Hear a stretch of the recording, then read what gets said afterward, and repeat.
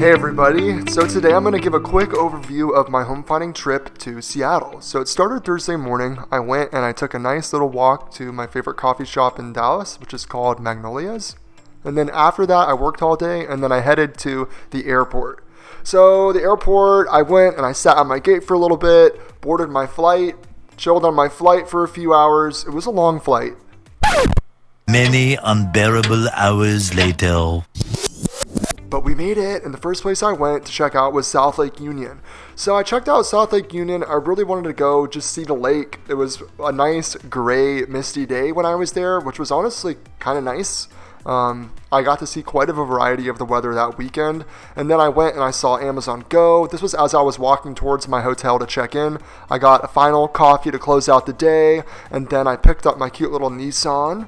Nice. Stayed at the Hyatt downtown. It was one of the recommended hotels to stay in, so I stayed in it. It was great. If you're going there for a trip, I recommend it. Now, these are the areas that I toured and just looked at and checked out when I was in Seattle. The ones that you'll see in this video are a little bit more of South Lake Union and Kirkland, although Capitol Hill was my number one spot I wanted to live.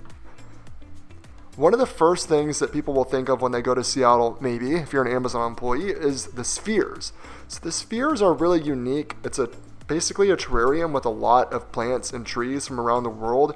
I thought that it was stunning, very just gorgeous.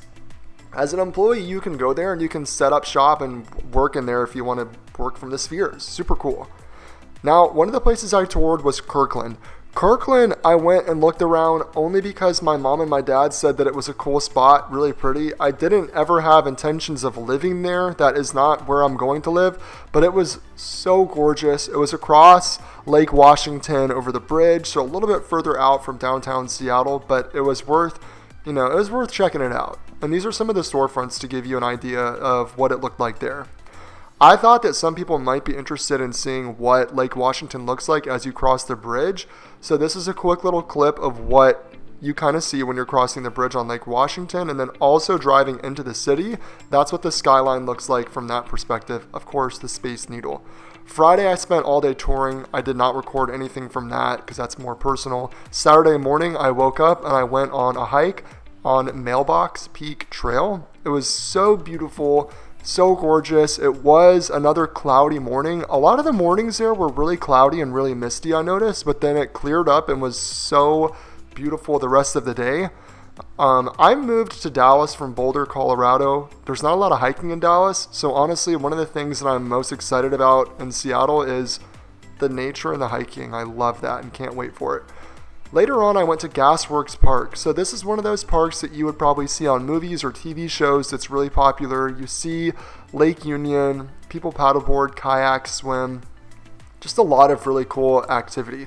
Pike Place Market is another iconic area with a lot of different fruits, vegetables, seafood, flowers, random things that people sell, and then the throwing of the fish. That was a big thing my parents told me about as well. Like I said, this video was really quick. Honestly, I spent most of the time touring. I didn't really want to record videos of that. I just wanted to give a quick overview of what it looks like in Seattle. Now, later on, I think that I'm going to go and record each of those areas that were in that map, give quick tours of those so that you can get a perspective. But until then, that's really it. I will talk to you later.